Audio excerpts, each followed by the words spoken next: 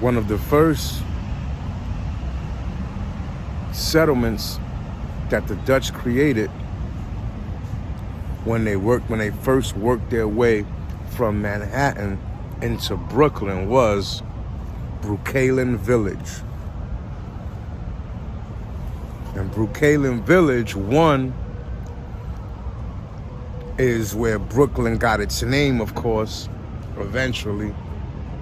And two, was in the area of present-day Dumbo and Brooklyn Heights.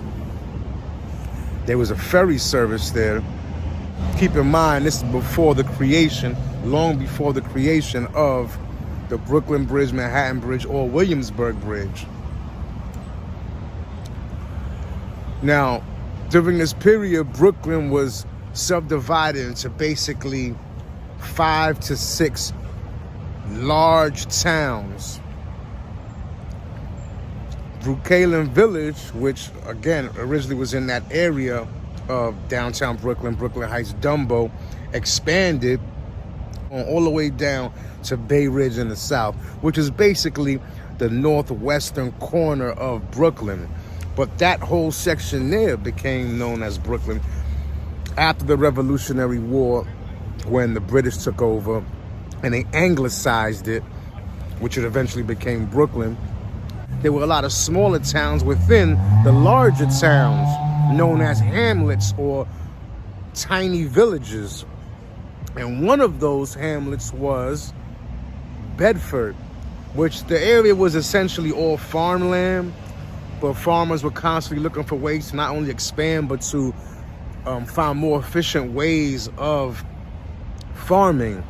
So this is around the area by the Wallabout, which is basically Brooklyn Navy Yard.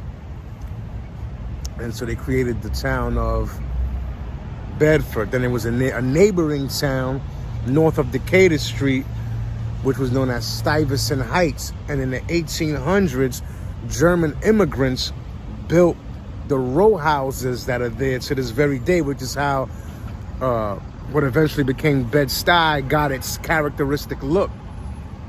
I think they have the most Victorian architecture in one place anywhere in America, if I'm not mistaken.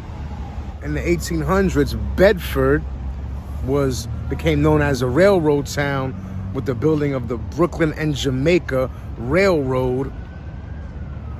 And you had Bedford Corners, which was on the intersection, which was a major intersection on Fulton and Franklin, where many essential roads met. Then on Bedford and Atlantic, you had the Brooklyn and Jamaica Railroad. So that brought a boost to the area.